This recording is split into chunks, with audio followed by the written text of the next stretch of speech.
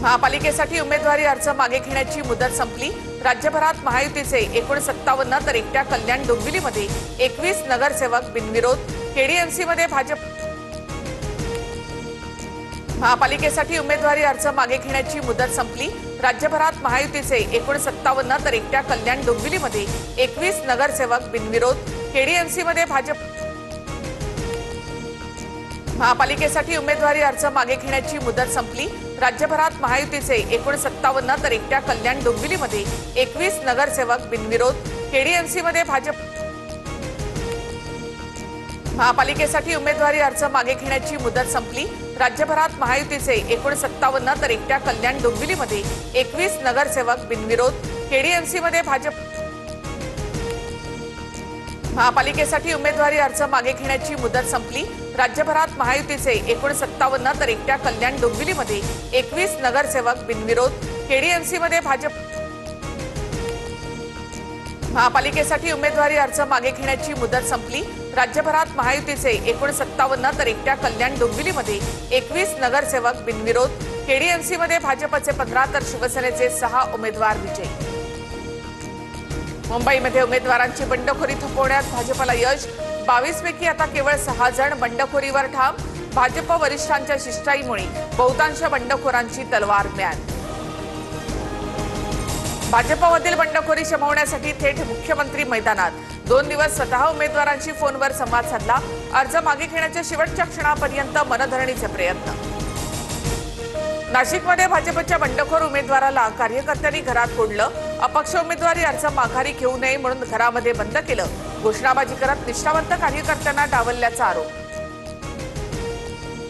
नागपुरात 2.5 तासांच्या high voltage ड्राम्यानंतर Kisan गावंडेंचा अर्ज मागे न घेण्यासाठी समर्थकांनी गावंडेंना काही वेळ घरामध्येच कोंडलं। आता आरपारची लढाई असं म्हणत भाजपचे नेते दत्ता केळुसकर बंडखोरीवर ठाम। केळुसकर यांची समजूत काढण्याचा भाजपचा प्रयत्न अयशस्वी। मुंबईतील वॉर्ड नंबर 173 मधून अर्ज कायम।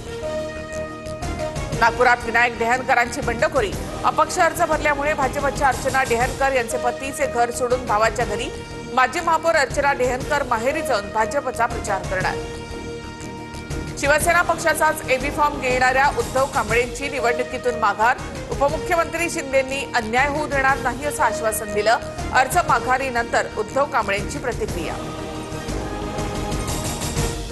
पिंपरीमध्ये 2 उमेदवारांना 2 पक्षांकडून उमेदवारी। दोन्ही अर्ज वैध ठरले। नीलम म्हात्रेंना पवारांची राष्ट्रवादी आणि ठाकरे सेनेकडून संधी, तर संदीप गायकवाडांना पवारांची राष्ट्रवादी आणि शिंदे सेनेकडून उमेदवारी।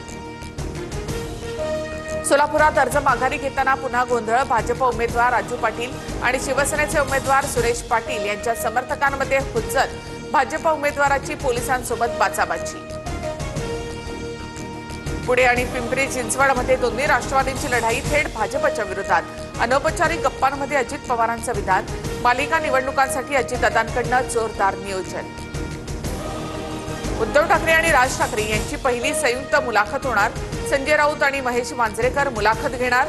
महापालिका निवडणूक प्रचाराच्या दुसऱ्या टप्प्यात मुलाखत प्रसिद्ध होणार। मुख्यमंत्री फडणवीस आणि उपमुख्यमंत्री शिंदेंचा उद्या वरळीमध्ये संयुक्त मेळावा। मुंबईच्या विकासाचं विजन मेळाव्यामध्ये मांडलं जाणार। मेळाव्याला आमदार, खासदार, पदाधिकारी उपस्थित राहणार।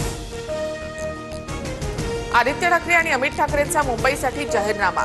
घरकाम करणाऱ्या महिलांना 1500 रुपये सन्मान निधी, 700 स्क्वेअर फुटांच्या घरांना करमाफी आणि तरुणांना 1 लाखापर्यंत सहाय्यता निधीचा समावेश। निवडणूक अधिकाऱ्यांवर मंत्र्यांचा दबाव। माघारीसाठी उमेदवारांवर आरोच्या माध्यमातून दबाव।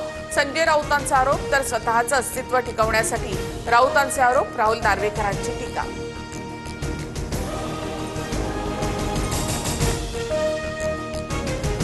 धुळ्यामध्ये भाजपकडून बिनविरोध उमेदवार निवडून आणण्यासाठी दबाव। शिंदेंच्या उमेदवारांना भाजप उमेदवारी मागे घेण्यासाठी दबाव टाकते।